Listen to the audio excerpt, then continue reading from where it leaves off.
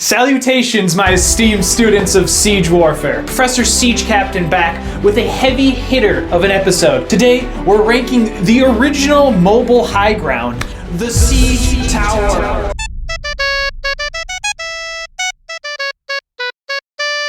Professor, you cannot be serious. You're doing an entire lesson on the siege tower. It's just the siege ladder with a couple extra planks for protection. Ah, my dear student, I'm glad you can put two and two together, but you lack imagination. These siege towers are the ultimate in customizable siege weaponry. The origins of the siege tower are a little bit murky, but people like to attribute the creation of the siege tower to who other but the ancient Assyrians, of course. In order to find a proper siege tower, you had to wait until the 5th century BC, a little known leader known as Philip II of Macedon. This is because he had the greatest army of the time, giving him the logistics to build giant siege towers. And an even lesser known leader, Philip's son, Alexander the Great, would take siege towers and crank them up to 11. Alexander's siege towers had completely customizable loadouts. You could load them with ballista, deployment bridges, archer platforms, battering rams, whatever your imagination can think of, you can stick it in the siege tower. Alexander the Great was so crazy about siege towers, he would put siege towers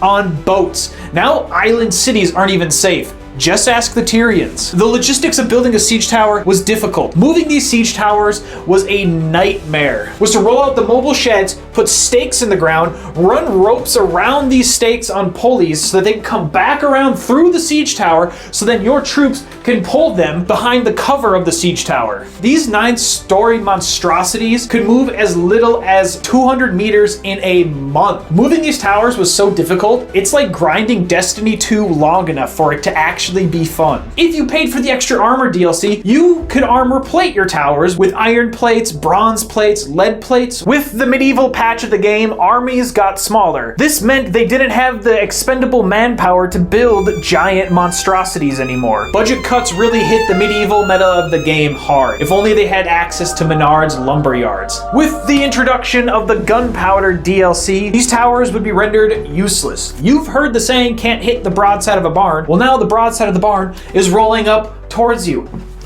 And with that, this leads us to Professor Siege Captain's 100% scientific ranking of the Siege Tower. We're giving the Siege Tower an A tier. Yes, this weapon has a great success rate. Yes, it's really hard to counter. So why only an A tier? That's because, as previously stated, building them was a logistical nightmare. Moving them, logistical nightmare. It required a vast expense of manpower just to get these suckers up to the wall.